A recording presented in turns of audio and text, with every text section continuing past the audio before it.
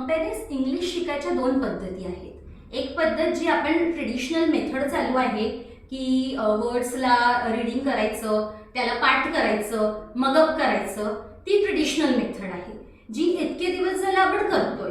आणि दुसरी पद्धत आहे त्या वर्ड्सला साऊंड प्रमाणे रीडिंग करायचं, फॉनिक साऊंडनी त्या वर्डला रीड करायचं, फॉनिक साऊंडनी त्या वर्डला राईट करायचं.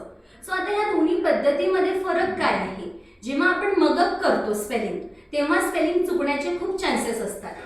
एक्झाम्पल देते.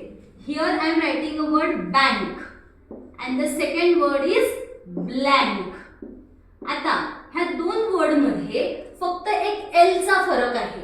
ओके, जर का मला सेंटेन्स लिहायचं आहे I want a blank paper, जर त्या मुलाने लिहिलं I want a bank paper, L हा विसरला लिहायला, सो स्पेलिंग त्या सेंटेन्सचं मीनिंग चेंज होऊन जातं, कारण त्यांनी पाठ केलं म्हणून तो चुकला. पण हेच जर वर्ड त्यांनी फॉनिक्सच्या पद्धतीने साऊंडने रीड करून तयार करून शब्द लिहिला तर वर्ड चुकणार नाही.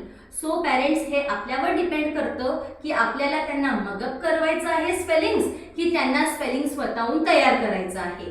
So if you are opting the second option, Onboard Learning Solution is here to help you to your kids to learn phonics by rules. Thank you so much.